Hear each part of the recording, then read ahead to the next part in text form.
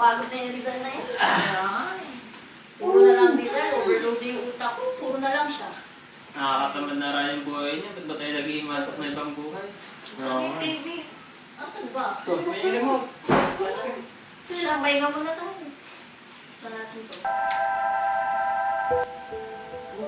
Rizal na naman. Sa lahat ng mga naging bayani ng ating bansa, isa si Jose Rizal sa may pinakakompletong Ayaw ka rin. impormasyon ng kanyang Pati dito, ayaw tayo takasan. Ano mo? Ano nangyari?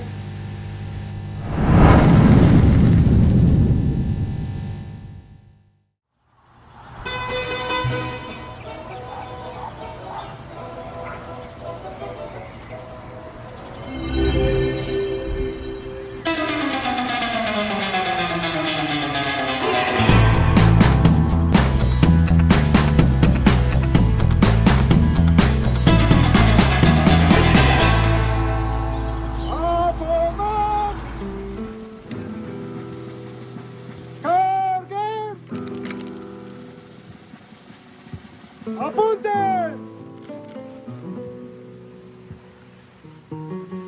Consumatum est.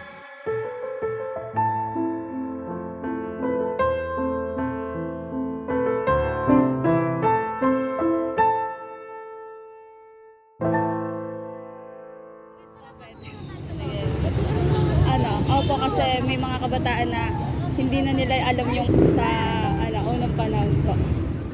Para sa akin, kung pag-aaralan yung buhay ni Rizal, oo, ma'am.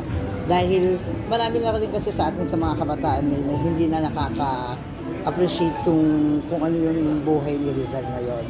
Kasi parang makikita mo ngayon mga kabataan ngayon is parang nagpo-focus na for the paglalaro sa mga ML, alam niyo yun. Parang ngayon ang mga kabataan ngayon is parang hindi na inaalala kung ano yung buhay ni Rizal noon.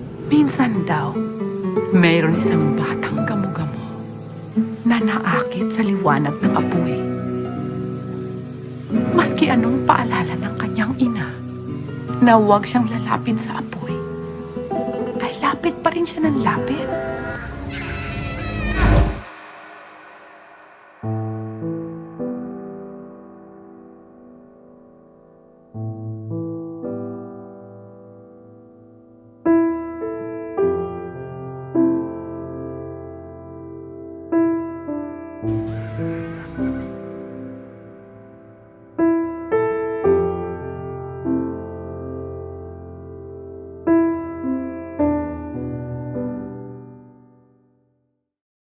Nung una kasi parang hindi ako naniniwala na gano'n lang yung buhay ni Rizal. Pero nung simula nang pumasok ako dito sa tourism, tapos nalaman ko kung ano talaga yung merong buhay si Rizal, parang nakakainggan talaga na mas gusto ko pang matuto.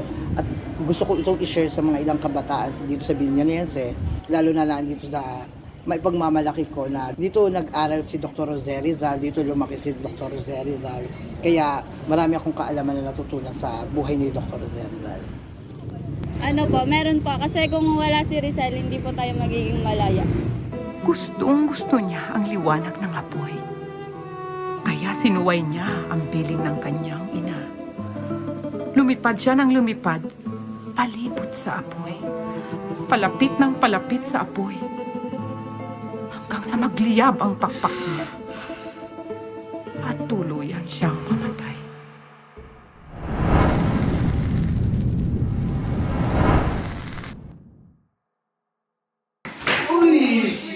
Kaya pala, no? Kaya pala dun eh. Ngayon alam ko na, ba't pala pinapaaral sa atin? Oo, importante pala yun.